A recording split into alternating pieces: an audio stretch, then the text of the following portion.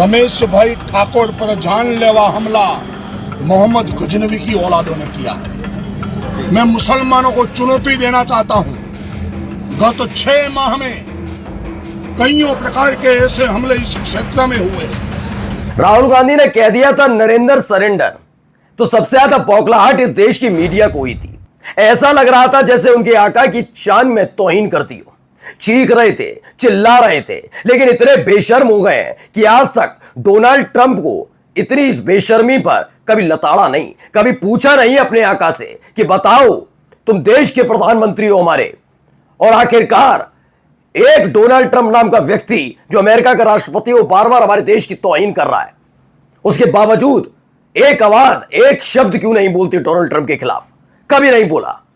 और आज देखिए, डोनाल्ड ट्रंप ने खुद स्पष्ट शब्दों में बता दिया, समय दिया 24 घंटे में कहा, लेकिन 5 घंटे में ही नरेंद्र मोदी साहब ने युद्ध रोकने का ऐलान किया, क्योंकि डर था व्यापार का। और हालात आज लाकर यह खड़े कर दिए, वहां तो था ही था, आज हालात ये खड़े कर दिए कि कई बड़े प्रोडक्शन हाउसेस वहां काम ठप पड़ गया है।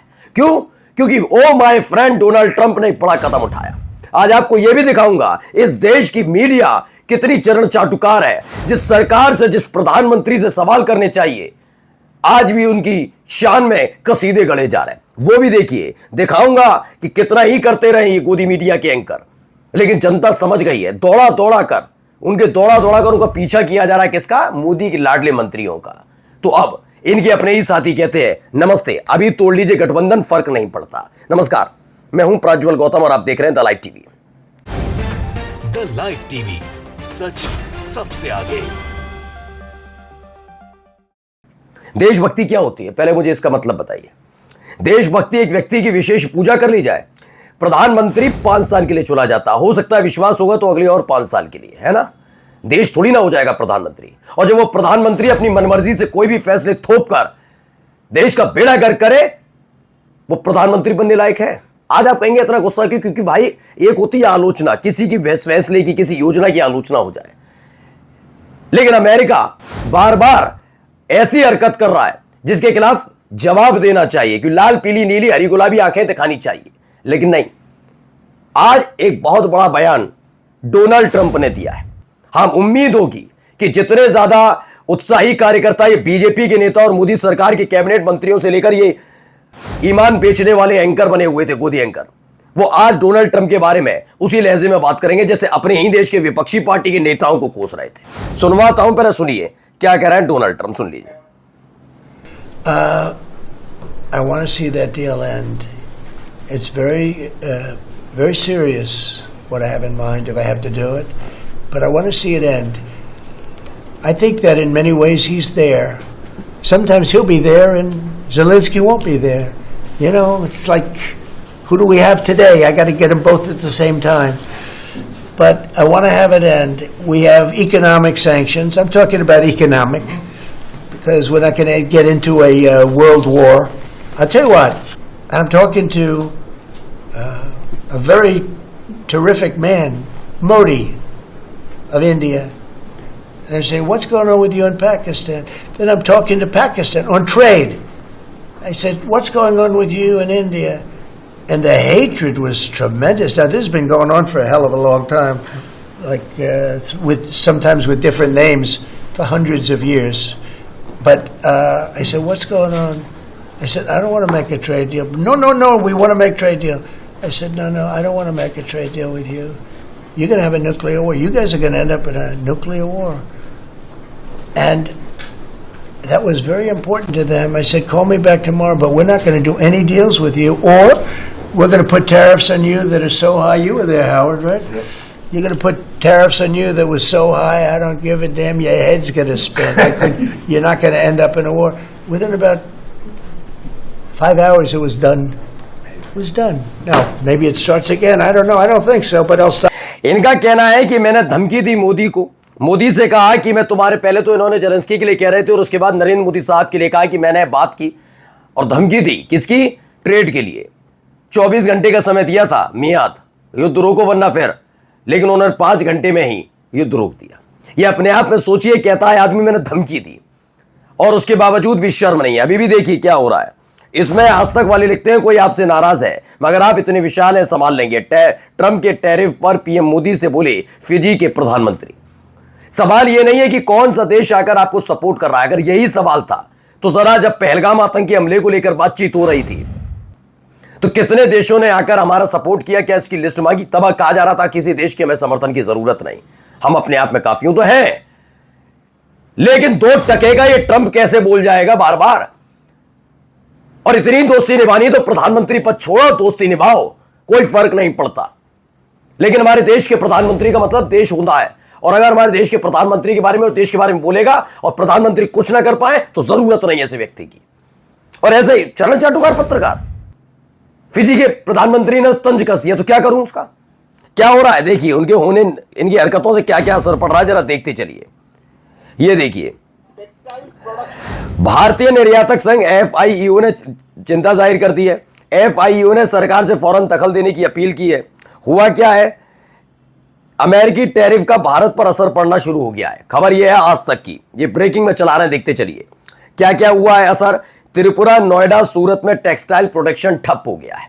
ये हालात पैदा हो गए, लेकिन कुछ नहीं कहना। यह आदमी खामोश क्यों है, कोई पूछ क्यों नहीं रहा? सदन से लेकर कहीं गुपचुप थोड़ा सा ही बोल दे, लिख जाए। फोन पर बात करके आंखें तरेर कर बात की, आंखों में आंखें डाल, फोन पर आंखों में आंखें डाल के बात की जा रही है। यह लिखते हैं हमारे देश की गोदी मीडिया कि मोदी ने ट्रंप से आंखों में आंखें डालकर फोन पर बात की। यह लैंग्वेज है। अब सोचिए, तेरे गिरा हुआ इस तरह मीडिया वालों का आज भी सवाल पूछने की हिम्मत नहीं हो पा रही इनसे। ये देखिए एक और खबर द इंडियन एक्सप्रेस की, after Trump notify additional tariff textile units in Tripura, Noida and Surat halt production seize exporters. उन्होंने कहा बंद हो गया भैया, त्रिपुरा, नोएडा, सूरत में प्रोडक्शन रद्द है, ठप पड़ गया है इस टैरिफ की वजह से। कराएं क्या बताइए आप? ये देखिए इधर भी अब आइए दूसरी खबर पर, सुनिए क्या कह रहे हैं। बना रहे हैं कि हम आ रहे हैं रिटायर होकर 17 तारीख के बाद, क्योंकि 75 साल होने जा रहा है। अरे आप 75 जनता चुनी है, 75 साल से उनका क्या मतलब है? नहीं कहा क्या वो, एक मिनट, देश की जनता ने नरेंद्र मोदी को 3 बार चुना, 2 बार पूर्ण बहुमत से, 1 बार थोड़ा कम कर दिया। तो अभी कोई दूसरा आदमी ये चुना है, तो कौन चुना? चुनाव आयोग चुना है। सही बोल रहे हैं। ब्रिज पर बैठल है, चुनाव आयोग के मंदिर में हिला दीजिए, चुनाव आयोग के मंदिर में हिला दीजिए। अब कहे दिल पर हाथ रखे बेटा पर कि हमने धांधली नहीं किया है। अब लीजिए, लोग कह रहे हैं जनता कह रही है मोदी को इस्तीफा देना चाहिए, उन्हें जनता ने चुना है, इस्तीफा क्यों दें? उन्हें चुनाव आयोग ने चुना है, चुनाव आयोग को बुलाओ, मंदिर में बेटा पर हाथ रखकर कसम खाए कि धांधली नहीं किया। कि अब लोग, यह स्थिति बन रही है ये जुमलेबाजी से, फालतू की बातों से कि ये कर दूंगा, वो कर दूंगा, अखंड भारत और ये तमाम चीजें, इससे कुछ नहीं होना। ये सब देख लिया, ये कथा कहानियां तब तक विपक्ष में थे तो बड़ी बड़ी बातें होती थी, अब नहीं सुनना चाहता कोई। यहां देखिए, यहां धर्मेंद्र प्रधान को घेर लिया गया है, क्या हो रहा है?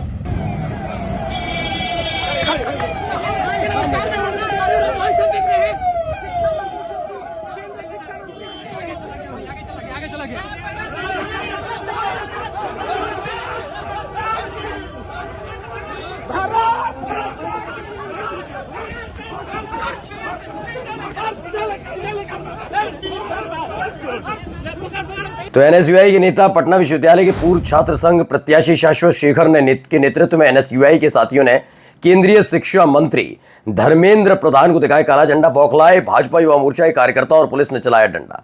ये वहां पर ये हुआ। आप कुछ भी करते रहिए, नाराजगी तो लोगों के मन में है ही है। अभी देखिए, एक दिन पहले ही आपके अपने मंगल पांडे दौड़ा लिए गए थे पत्थर लेके, वो तो जनता थी, ये तो NSUI के है। अब देखिए, 10 गुमनाम दलों को 4300 करोड़ चंदा, खर्च 39 लाख, बताया 3500 करोड़। क्या ईडी करने वाली सरकार 24 घंटे में नहीं पता कर सकती कि इन गुमनाम दलों के खाते में 4300 करोड़ किसने डाले और इन खातों से निकलकर किसकी जेब में गए? गुजरात की खबर है, वहां कैसे हो गया? ऐसी खबरें कैसे गुम हो जाती हैं? ऐसा लग रहा है कि इस देश पर खास लोगों की गिरोह ने कब्जा कर लिया है। सौरभ भारद्वाज के घर पर छापे मारने का सुराग मिल जाता है, इन दलों का कैसे पता नहीं चलता, ये सवाल उठता है। और उसके बाद कहते हैं हम निष्पक्ष हैं। बिल्कुल सौरभ भारद्वाज क्या कि इस देश के हर एक राजनेता जो गलत है उसके खिलाफ कार्रवाई हो, लेकिन यही कैसे हो सकता है कि अपनों पर रहम करोगे और ये सब चलता रहेगा? आइए, इसीलिए ये लोग समझ गए क्या हो रहा है, तो देखिए क्या कह रहा है, सुनिए। कि जो कुछ चल रहा है अगर भाजपा को लगता है कि हम लोगों से फायदा नहीं मिल रहा है तो गठबंधन तोड़ दे।